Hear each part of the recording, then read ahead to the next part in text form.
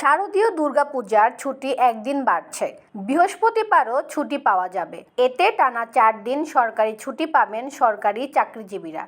8 October মঙ্গলবার সকালে ঢাকেশ্বরী জাতীয় মন্দির পরিদর্শন শেষে সাংবাদিকদের এই কথা জানান অন্তর্বর্তী সরকারের প্রধান উপদেষ্টার বিশেষ সহকারী মাহফুজ আলম। মাহফুজ আলমের সঙ্গে মন্দির পরিদর্শন করেন প্রেস সচিব শফিকুল আলম সহ প্রেস উইংয়ের কর্মকর্তারাও। এ সময় বাংলাদেশ পূজা উদযাপন পরিষদের নেতাদের সঙ্গেও মত বিনিময় করেন তারা।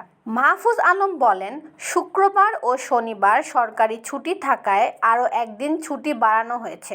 সরকারি ছুটির ক্যালেন্ডার অনুযায়ী আগামী 13 অক্টোবর রবিবার পূজার ছুটি, আর 11 ও 12 অক্টোবর শুক্রবার ও শনিবার সাপ্তাহিক ছুটি। এ তালিকায় বৃহস্পতিবার যুক্ত হওয়া দুর্গাপূজায় মোট 4 দিন ছুটি পাচ্ছেন সরকারি চাকরিজীবীরা। মাহফুজ আলম আরও বলেন, অনেক দিন ধরে হিন্দু ধর্মাবলম্বীদের দাবি ছিল দুর্গাপূজার ছুটি বাড়ানোর। ওনারা ষষ্ঠী থেকে দশমী পর্যন্ত আনন্দ উদযাপন করেন।